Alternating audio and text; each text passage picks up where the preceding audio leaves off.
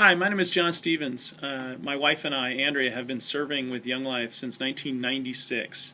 My son Matt was an infant, and now he's a 20-year-old and sophomore at Western. My daughter Allie is a senior at Gig Harbor High School, and my son Luke is a seventh grader. We have served in a bunch of different capacities. Right now, currently, we're head leaders at Gig Harbor High School. Andrea and I are, and we also serve as adult leaders in the middle school. And with Brad Scandrett, our area director, we're doing the student leadership program too.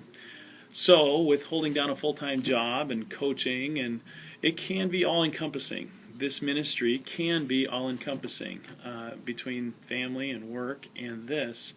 And Young Life. So you have to feel called. You have to feel called to say this is what you want to do. You have a desire to reach middle school and high school students, and we do, and we have continued to feel that. Has it been easy? No, it hasn't been easy. There's a lot of times when we feel discouraged, like on a Sunday night where we're prepping a talk and we're going, oh man, we have to have this ready by tomorrow, or it's late and we're trying to get a game ready and we get our kids hanging from a wall as a human live piñata or in inner tubes racing around just to see if the game will work. And those times on Sunday nights when we put our heads on our pillows, there's times when we say, man, this is hard. Are you sure you want to keep going?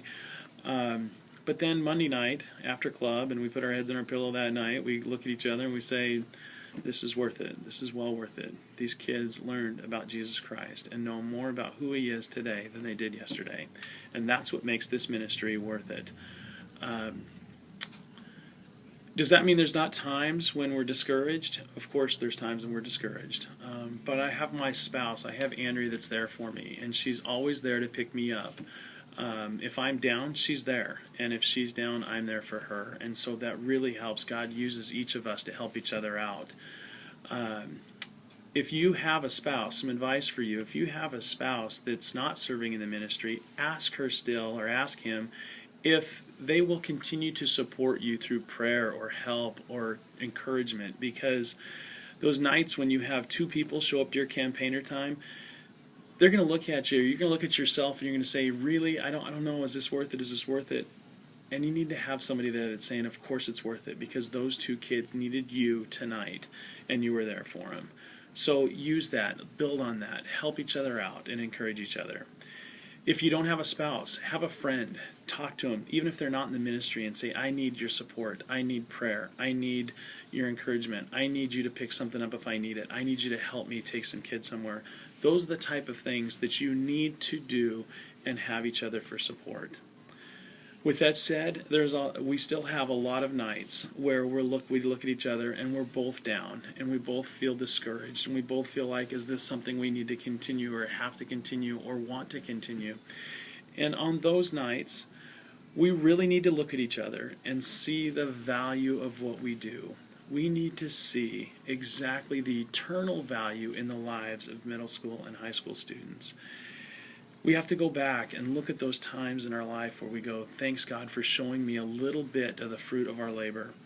Things like a high school student that gets baptized, that stands up before he gets baptized and says, I've found out about Jesus Christ through Snow Blast, Young Life Camp, or through sitting on the outer dock at Malibu with a leader, or sitting at a Cutter's Point Coffee in the morning on a one-on-one, or just being invited to come to club and the value of the invite and what that means.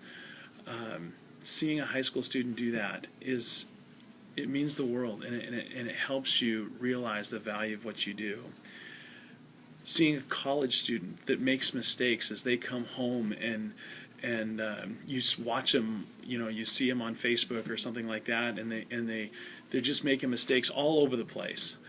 But then they'll come back and ask you for advice and say, hey, how can you help me, John, live out a life with Jesus the way I want to live it out?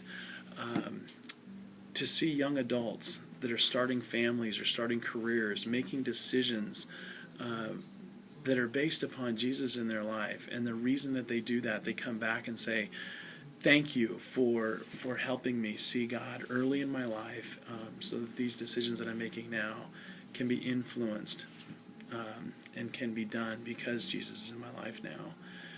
Those are the things that keep us going. Those are the things that where we see that value and see how true and how real Jesus is in the lives of students. Last year, we did a talk where I put a wall of things in front of these high school students, of the garbage in their life, the tough stuff they deal with, the drinking and the drugs and the image issues that they have. And we put a cross in front of that wall and put all of these things on the wall and said, and just talked about it and how much God loves us through the stuff that we deal with. And at the end, we asked the students to walk up to the wall, take something off of that, and put it in front of the cross. And Andrew and I were talking about it, and we thought, well, maybe we'll get 4 or 5 students go up there and do that. There were probably 50 things on this wall. And we were shocked when it took 1 minute for all 50 pieces of garbage that were on that wall to come off. The last one that came off was the senior what was written was, I make my decisions based upon the way people accept me, and that's why I drink, is because of that. And he went and ripped that off the wall, and he put it down in front of the cross. And he met with his campaigner leader the next day, and he said, I want to change. Andrea met with a girl the very next day after that and she was dealing with an eating disorder, and she took that eating disorder off that wall and put it down at the base of the cross. And she said the next morning, she said, Andrea, I want to change.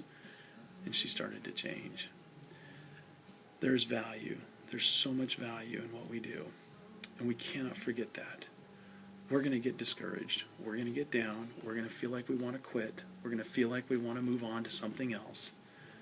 Remember the little bits. Remember those little bits of fruit that God gives you that says, here is the fruit of your labor. Don't give up. Keep pursuing God. Keep pursuing God in your own life. Find that support around you. And remember the value of what we do. God bless you guys.